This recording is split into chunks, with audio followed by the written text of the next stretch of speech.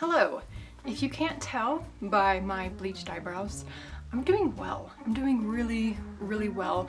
And I thought in order to celebrate my mental stability, I would do a 24-hour reading challenge with one fun little twist. I will be reading philosophy for 24 hours straight. Some people do these challenges and they will stop the timer whenever they have to take a break or sleep for the night.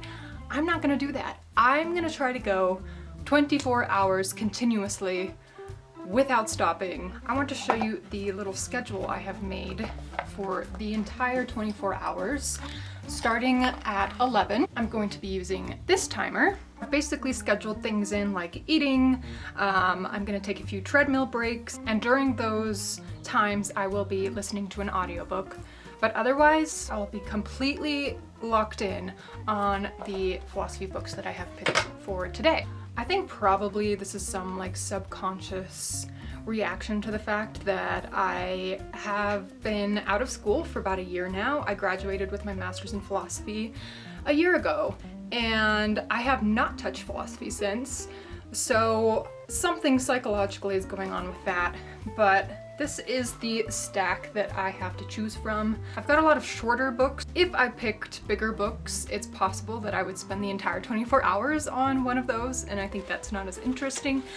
So I've picked a lot of my itty-bitty books to read from. I've got Martin Heidegger, Discourse on Thinking, this Abolish the Family, A Manifesto for Care and Liberation by Sophie Lewis, The Agony of Eros by Byung-Chul, and The Work of Art in the Age of Mechanical Reproduction by Walter Benjamin, and Metamodernity by Lena Rachael Anderson. Oh, and I have Mythologies by Roland Barthes. I also have some what I would call escape hatches for the end of this challenge when my brain is certainly going to be mush. I have some of those graphic introductions to Zizek and Baudrillard, as well as Saussure, and I have the Logicomix, so a graphic novel about philosophy, and I have The Stone Reader, which is just a bunch of different essays. I can kind of pick and choose whatever essays I want to throw in there. I'm gonna try to check in every hour. I'm gonna try not to talk too much. By the way, just one little caveat. I by no means think that this challenge makes me studious or edgy or smart. It's the opposite. I think doing this is incredibly stupid. It is not the way you should go about reading or studying philosophy. I guess I just had some itch to do something incredibly dumb, and this is what my brain came up with. And I'm not going to question it too much. I am not going to investigate the reasons why. I'm just gonna do it because I can, because I have free will. Or do I? On that note, it's time to go. Let's go get stupid. I'm starting with The Agony of Eros by Byung-Chul. I've read quite a few books by Byung-Chul. Psychopolitics, The Burnout Society, duh. I think this is about the erasure of the other. Let's figure out what that means. I do a few little time lapses. I can't do a time lapse of every hour, the whole hour, because my camera just, the storage, it won't allow it. So just have to trust me, I read the whole time. All right, we are 1 hour in, it's 12:02, and I am annoyed. I'm having a good time, first of all. I love to hate, and I hate this. Byung-Chul is definitely pressing one of my, if not my most sensitive buttons right now. The one thing I can get on board with, he says, is that love is dying right now, not because of an abundance of choice, because of the apps, but because of the erasure of the other, because our society is so narcissistic. And I can get on board with that concept. However, it says that the solution to this problem is self-abnegation. That is a concept I have major issues with, and I have for a very long time, starting with when I was in the Mormon church. What I think this needs is a total feminist rereading, because Byung-Chul seems like your typical man obsessed with the transcendent experience of an ego death. Someone who was born and raised a woman in a high demand religion, the concept of self-abnegation was incredibly harmful. And I just watched this TikTok by Britt Hartley a while ago that just perfectly put her finger on it. Which is why in patriarchy, most men need less ego and they need to experience some ego deaths, and most women need more ego solidarity because they are so used to decentering themselves that they don't care about themselves at the same level that they care for others. She says that for women growing up in a lot of systems, you don't have the opportunity to even develop a self or an ego in the first place. And actually in relationships, that can be really destructive when one person in the relationship has no sense of self. And also, this is just an example of how y'all just be saying anything. Like he says, depression is a narcissistic malady. Where are you getting that idea from? Again, back to my experience as someone who struggled to develop an ego or sense of identity at all. My depression was a consequence of the opposite problem. I had no center. It was all about the other. My whole life, my whole purpose, my whole meaning of existing was all about the other. That is what was expected of me. That is what I expected of myself. He also basically believes that the problem with love nowadays is that it just isn't dangerous enough. It doesn't have any teeth. It's too safe. It's too feminized and domestic. I take major issue with that.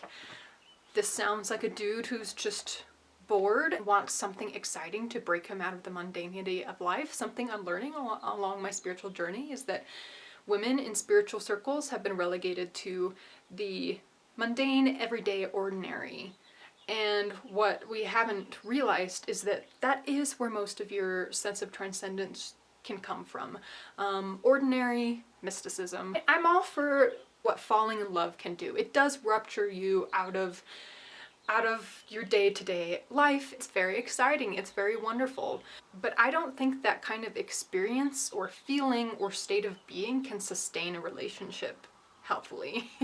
As my mom always says, love is not enough when it comes to relationships. Passion is not enough. Basically, this is an idea that we are missing the heroic big moments of rupture and transcendence in our life, which might be true, but I don't think that has to come at the exclusion of the importance of the healthy, everyday, domestic experience of life. Basically what I think he does is he pits two things against each other that shouldn't be mutually exclusive. I think we should do our best to recognize the otherness of others, the ways that they are different from us, to have that sense of healthy respect and distance between us and the other.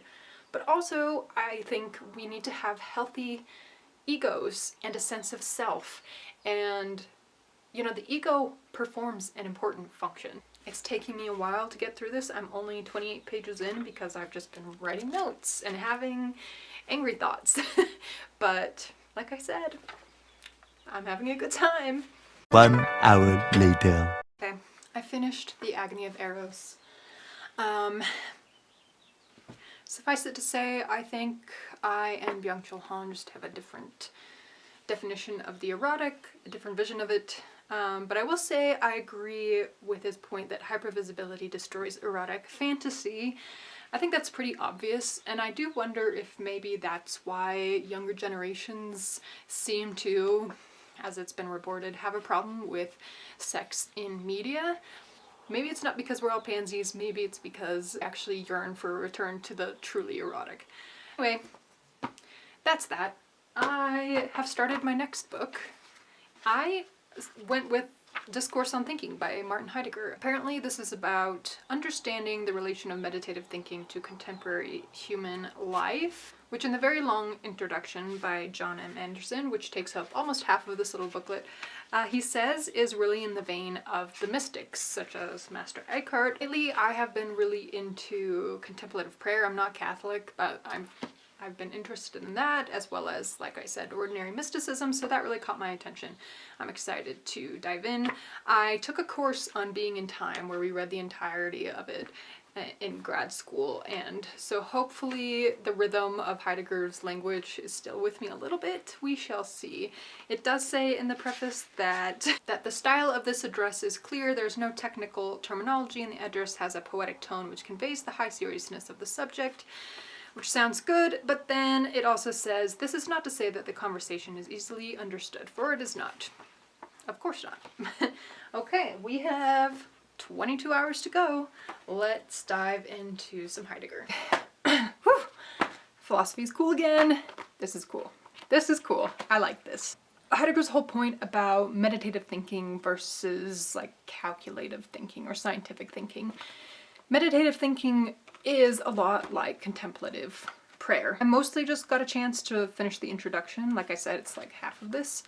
But in the introduction, John Anderson talks about how what Heidegger will say about meditative thinking is that it involves a sort of annulling of the will, which makes me think of how contemplative prayer involves a sort of clearing of the field, which is interesting how I was so frustrated about the self-abnegation of Byung-Chul Han, and yet I guess there's a semantic game at play because I very much resonate with the idea of clearing the self in order to let in what God or being to be, to open yourself to the field of being, what Heidegger calls releasement, which is not passive or active. It revolves that clearing, but also a resolve for the truth. I know this is just one of my connections. I'm seeing this through my own lens for sure. I just read David Bentley Hart's book, The Experience of God, and the way he talks about ontology, or God as being, God as the ground of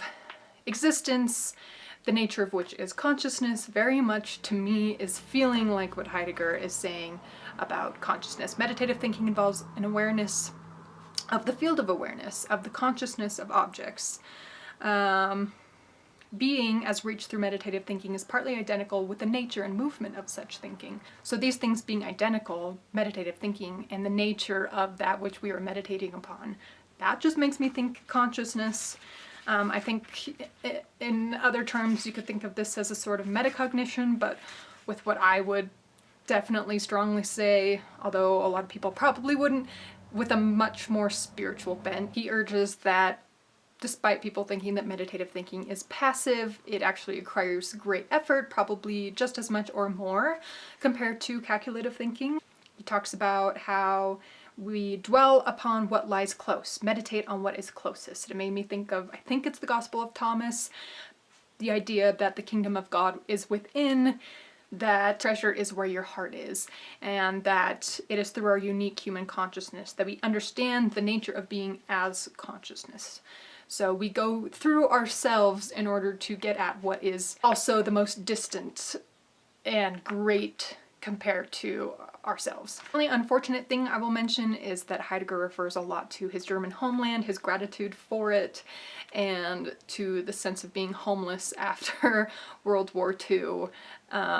He kind of compares this to man being homeless compared to himself, kind of being unrooted, ungrounded from our own ground of being. He compares this to being, to his homeland being kind of lost in a sense, which, yeah, this is Heidegger talking about Germany post-World War II. So that's a little unfortunate, but I won't say I'm going to let it pass, but it's not going to detract from what I think he's saying and the importance of that. This is the point on my schedule, and according to my body clock, that it is time to eat. I'm hungry and my brain needs food. So I need to pick an audiobook that I'm gonna listen to while I cook, while I eat, and then after that I'm gonna be taking a little walk on the treadmill so that I don't get post-meal drowsiness. So we gotta pick an audiobook. I have a list of ideas. I'm not a good audiobook listener. Even like the fluffiest fiction, I really have a hard time focusing to audio, so I didn't want to pick anything too hard. The hardest options I have on this list are, actually one is fiction, The Fall by Camus, and then I thought maybe some Nietzsche, since I'm pretty well acquainted with Nietzsche, and his writing is not. It's more enjoyable, for sure, language-wise. I also have a few options that are not, they're more like journalistic nonfiction about philosophy. I'm kind of leaning in that direction. I've got How to Be an Epicurean, Metaphysical Animals, and Against the Machine. I think I kind of want to do Metaphysical Animals, which I have a physical copy of. I'm going to take a look at that real quick because I know less about the other ones, and I've been meaning to read this. It's a group biography of 4 young women at Oxford who forged a vibrant friendship and built a philosophical school in response to the horrors of World War II. Elizabeth Anscombe, Mary Midgley, Philippa Foot, and Iris Murdoch. That interests me. I think I'm gonna listen to this on audiobook. The other option was Twilight and Philosophy. I seriously considered that for a moment, thinking it would be a funny little joke, but I don't think I can commit to the bit, honestly, as much as I unironically love Twilight. Okay, let's put that on and get cooking.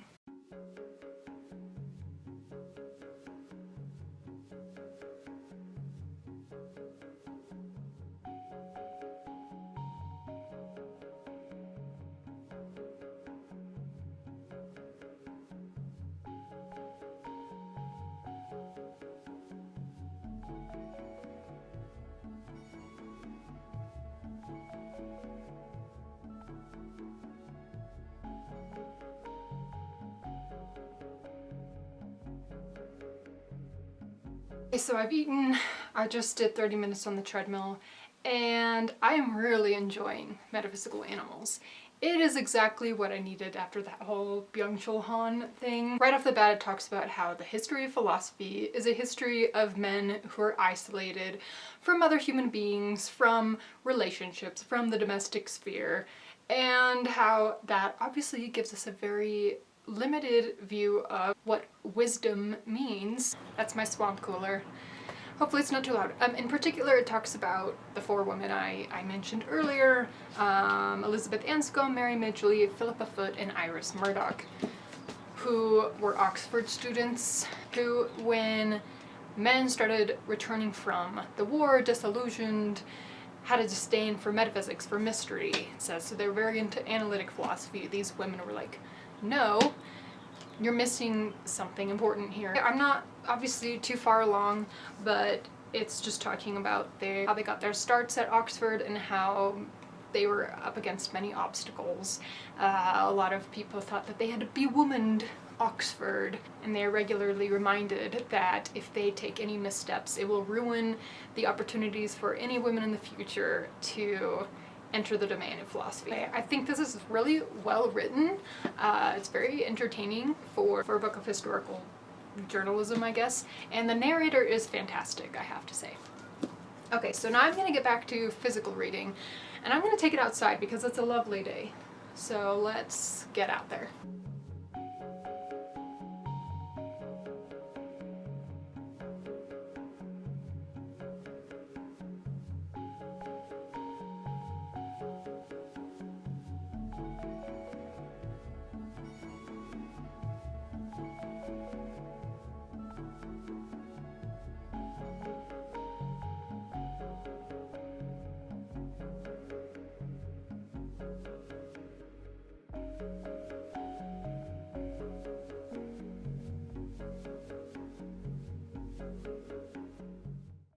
Okay, I had to come in because I was both burning in the sun and kind of cold.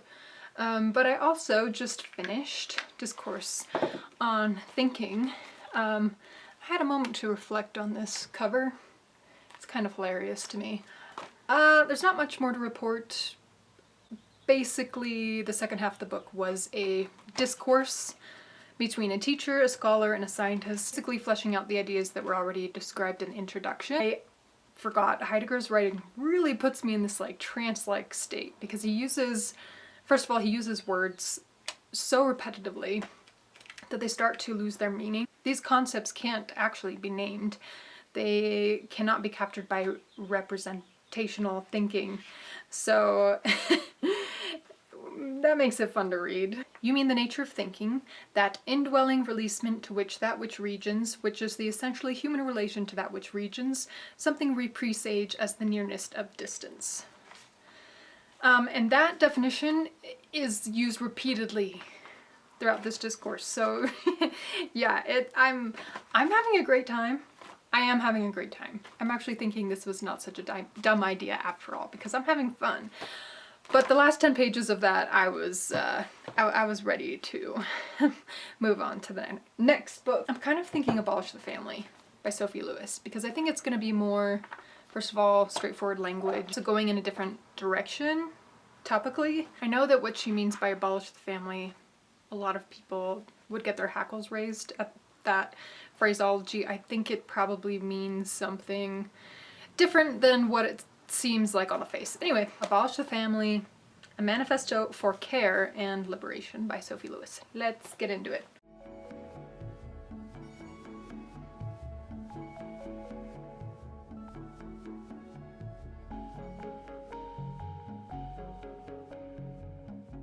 Alrighty, it's about time to go work on dinner, so I just want to talk about what I've read so far in Abolish the Family. Here are my thoughts so far.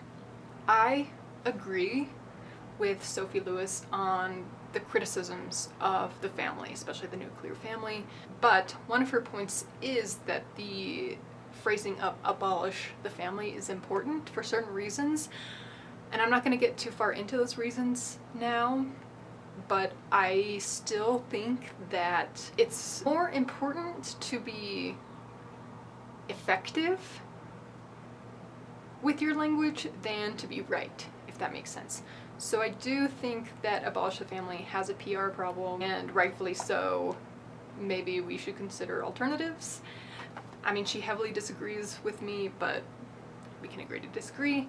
But it's been really interesting. The writing is very playful and creative and easy, but not in a trivial sense, but in a clarity sense. Very clear. I'm enjoying the chapter I'm in, which is about the history of the Abolish the Family movement, which, for people who would think this is just a bunch of leftist mumbo-jumbo, Socrates wanted to abolish the family. It's in the Republic, so it's an idea that's been around for a while, and it's not all just a bunch of Marxist feminists who are talking about this. I just finished the section about Charles Fourier. I will just say I am not too keen on the idea of a utopia in which there are no kitchens or private dwellings where everything is communal. That sounds like a nightmare for me personally. But I do agree with her. She does make a good point talking about how we might need to consider how the idea or the ideal of family is a kind of unattainable utopia in and of itself. That it is a fantasy. But it's just such a common fantasy that we don't realize that the kind of happiness we think is inherent to the family structure is actually unattainable most of the time, if not for everyone at some point in time. Anyway, I think she makes some really good arguments, and I don't think anyone should discredit this line of argumentation. Anyway, I'm having a good time, as I have been all along this challenge. I'm getting a little tired, but maybe that's just because I'm hungry.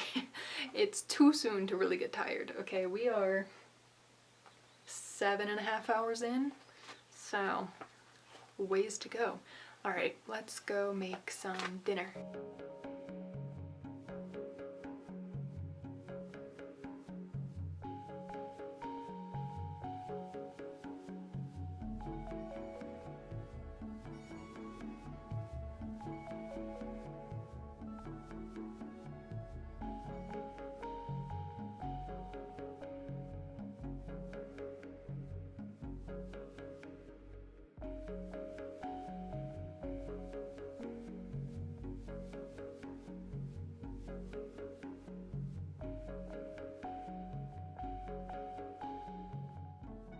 So I ate dinner. I listened to more of Metaphysical Animals. It's still kind of more in the setup phase as far as the most important part of these women's lives.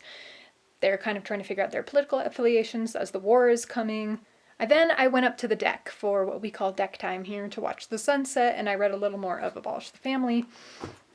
Still in the chapter, just talking about different historical traditions of family abolition, from Black critique, from Indigenous critique, Marxist critiques, you know, and just looking at groups of people who have not had family structures the way that we see family as being constituted. Sometimes, like in the case of slavery, because they weren't allowed to, because they didn't have the freedom to do so. And in other situations with Indigenous communities, because they just had a totally different conception of gender and gender roles and gender equality and and of ways of relating to each other. So I think I'm going to finish it in about 30 pages, and so I will report back to you once I'm done.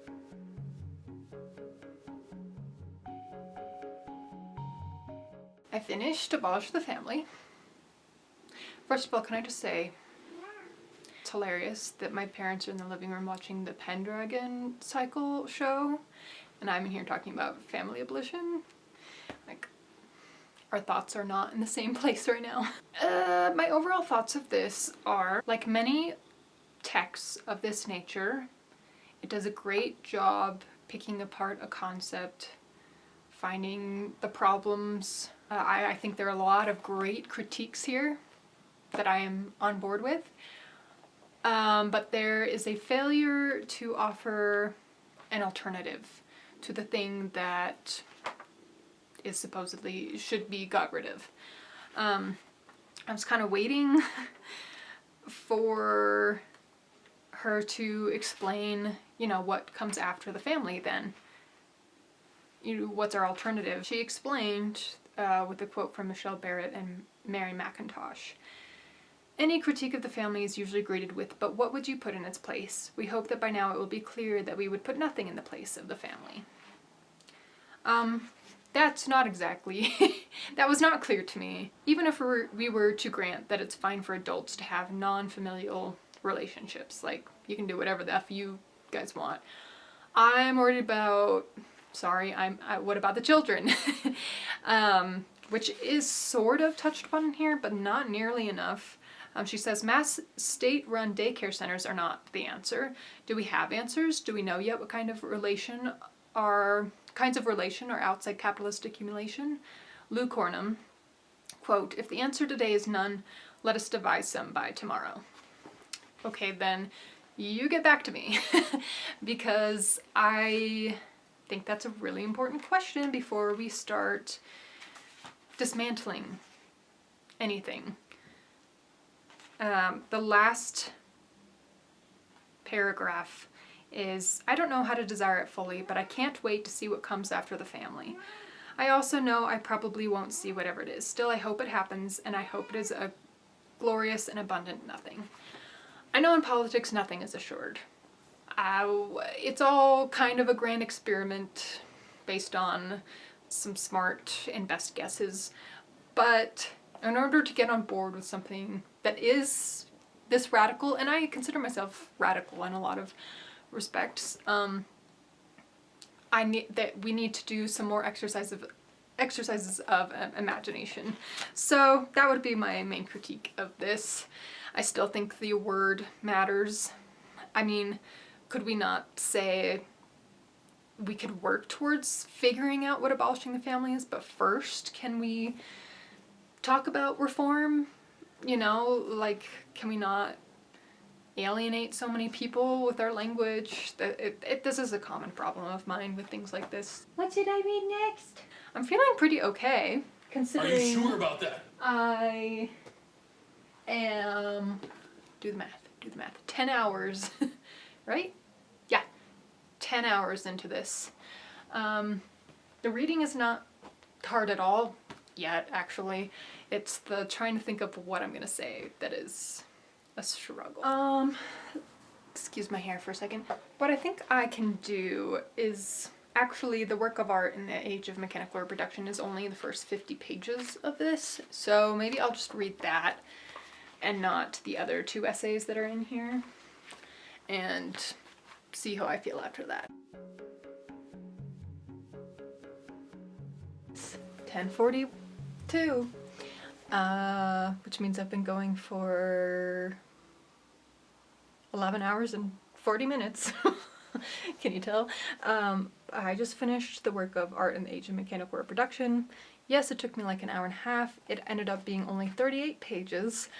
I just have a hard time with his sentence structures. Like his grammar, I've always had a hard time understanding what he's saying. I have to reread sentences constantly. But the gist of what I got is that in the Age of Mechanical Reproduction, art has lost what he calls its aura, its here and nowness, its like unique individual history, its quantity over quality, and the kind of epitome of this, he thinks, is film. He has a lot of critiques about film, and a lot of them I found interesting, but I wish that he could at least either recognize or express more of the merits of film as a new art form. I do understand that when he was writing this in the during the rise of fascism, as he says, the good thing about film, or what it does well, is that it kind of galvanizes the masses. It's a mass art. It appeals to the masses. But during the rise of fascism, that was used to manipulate the masses for evil. Yeah, you know, I'm a film lover, but I think this is an important perspective. Okay, to celebrate the halfway mark of this reading challenge, I am gonna go make a cookie. If anything, to give me a little sugar to keep me awake.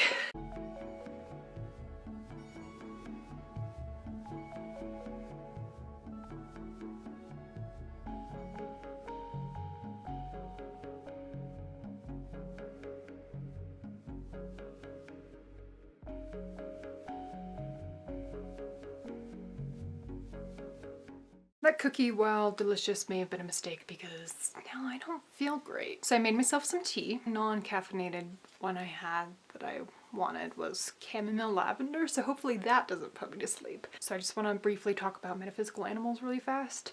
It's finally gotten to a part that I'm really interested in. What happened when Logical Positive came and swept through the academy and pissed off idealists and realists and ethicists alike, and the book talks about how these women, after having their foray into philosophy and having a real passion for it, find that all of the reasons why they loved it are suddenly being picked apart. And basically the logical positivists like A.J. Ayers is saying that anything beyond the realm of scientific or logical language has no substance for human beings.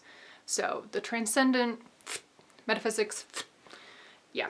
And those are the aspects of philosophy that I fell in love with. My foray into philosophy was Schopenhauer, actually.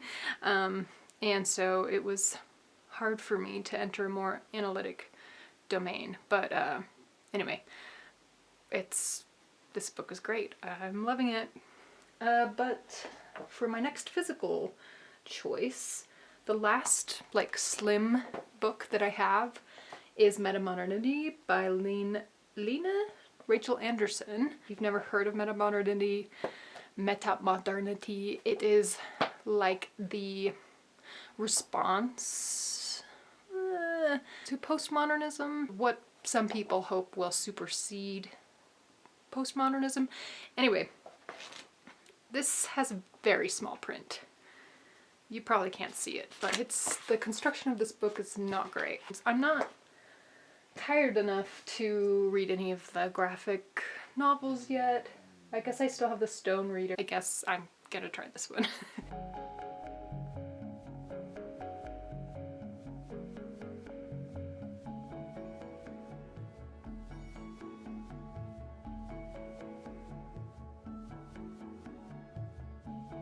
Okay, we have a problem.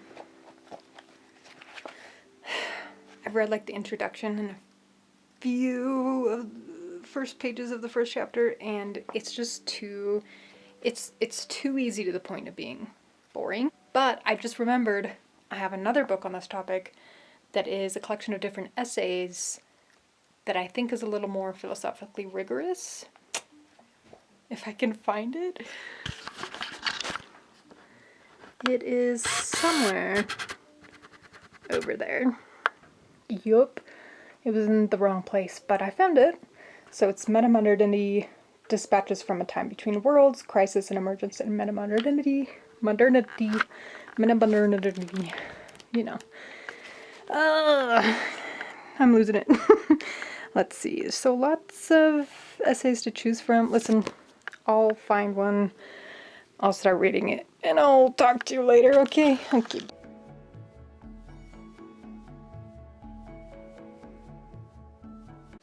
It's been 15 hours, and this is about the time of night that I usually put away my Kindle and go to bed, and I'm feeling it. I'm feeling it. It's hitting me. Regardless, this was a great pick. This was exactly what I needed, what I wanted. I ended up reading the last two essays on Committed Uncertainty, a dialogue concerning mystery, metaphysics, and metamodernism, and the metamodern spirit approaching transformative integration in psyches and societies. The first essay talks about a lot of stuff. I can't gather my thoughts right now, so I'm just going to use some keywords. Apophatic theology, the defining of God through negatives, what God is not. Mystery, being, things that have already been touched upon today, but in the context of re-enlivening those ideas in a world that has been hostile to them, as I discussed regarding metaphysical animals. So it was kind of a perfect tie-in. And then the second essay, which actually I have like 10 more pages left of it, but I need to come back to it when I'm in a little bit after I've recuperated. That is in the metamodern spirit, about finding the balance between the tension of two ideas. And in fact, he talks about, in particular, the tension between the self and the social, which I went on about in my rantings about Byung-Chul Han's focus on the social.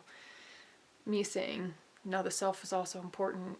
He talks about how, yeah, you need to find that there's an important tension between them that I don't know if you'd say it can't be resolved, but you never want to end up on one side or the other, ultimately. And his essay is all about finding that sort of in between. I'm not using the right words, I'm not doing this justice, but he kind of talks about the spiritual as the realm of the self, the turning inward, and religion as the realm of the social, the turning outward and forming community.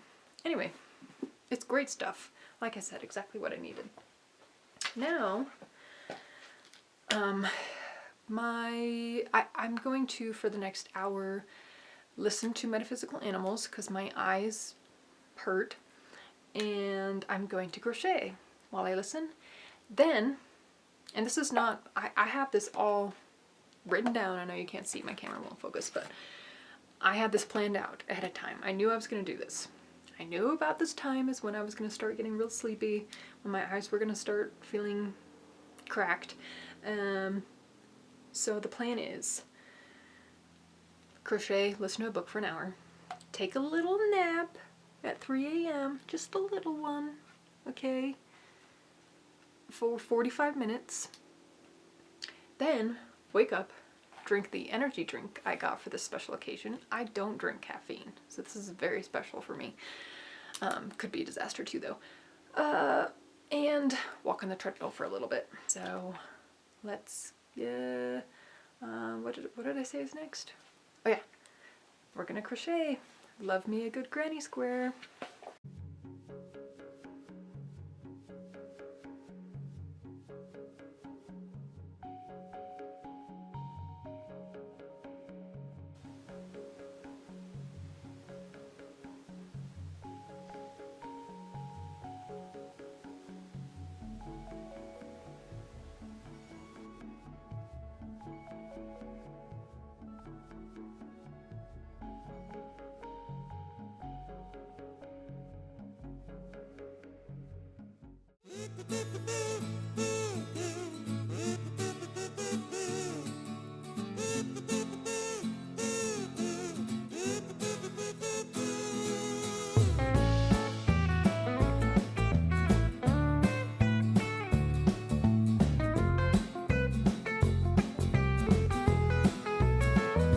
First of all, this tastes kind of weird. The Bluephoria flavor of yerba madre. I thought it was yerba mate. Second of all,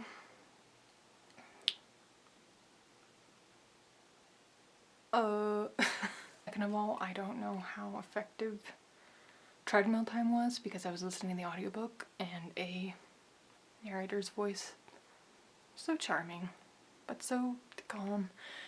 And second of all, she was describing Kant's categorical imperatives. So, not an easy thing to wake up to. I'm gonna go get some ice for this, and then we're gonna read Logicomix, because I think I need something easy to ease me back into being alive. Okay.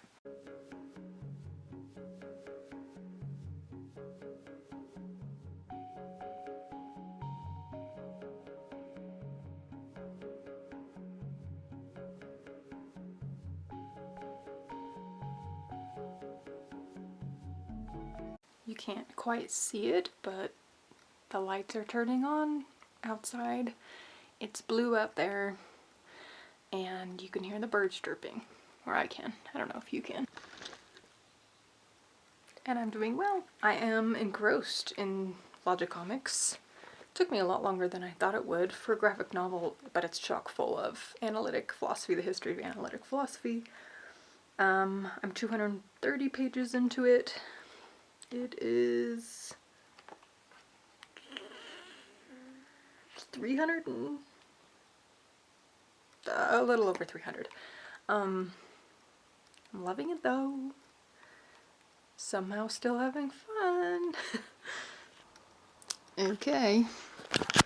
I finished Logicomix, and it is indeed an epic search for truth. The truth being that there is no certainty. We follow Bertrand Russell, who's kind of, I think, a vehicle or a stand-in for the whole enterprise of analytic philosophy as a whole, starting with his childhood and his fear of the irrational and his turn to mathematics and then logic in order to stave off his fear of the mystery of life and the irrational, only to, in the end, after wading through all of the developments of analytic philosophy, realizing that there are indeed important, deeply meaningful, perhaps the most deeply meaningful aspects of life and reality that cannot be spoken of with precision or known for certainty. So, yeah, that was great. It's 7:20 and I'm actually starving. I feel really well. Honey, you've got a big storm coming. But I'm really hungry. So I'm gonna put on my audiobook and go make breakfast. My fixation breakfast meal these days is oat congee, and I'm really excited. I'm really excited to eat it.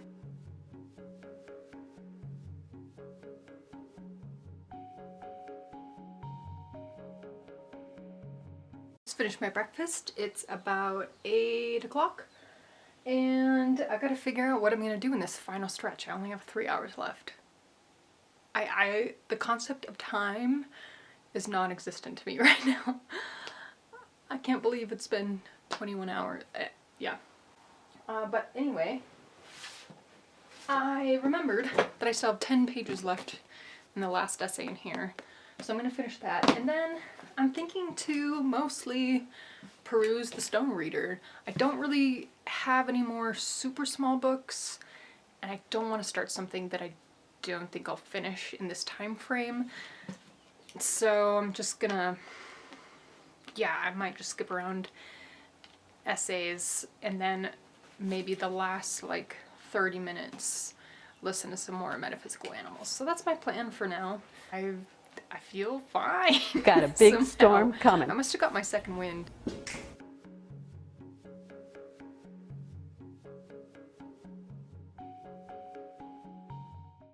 I'm afraid it has happened.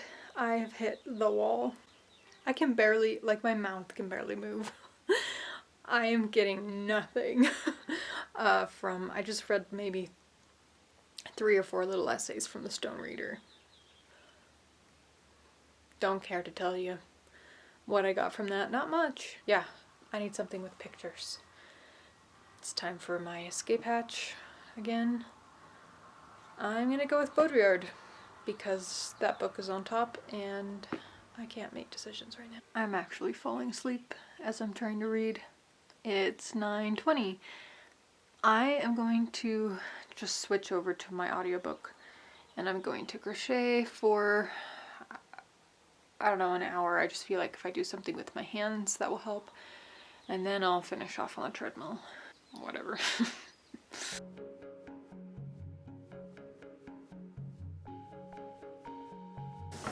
10, 9, 8, 7, 6, 5, 4, 3, 2, 1. Ow! I did it! I did it! Oh god. Well folks, 24 hours. I did it. The last 2 hours of my life were the longest, I'm not exaggerating, the longest 2 hours of my life. The first 22 hours, a breeze, couldn't believe it. And then time just stopped and I am exhausted.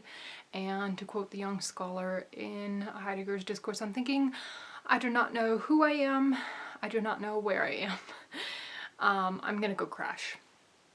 I want to give you my overall thoughts, but I don't have any right now. I need to sleep and I need to process. And so I will be with you later.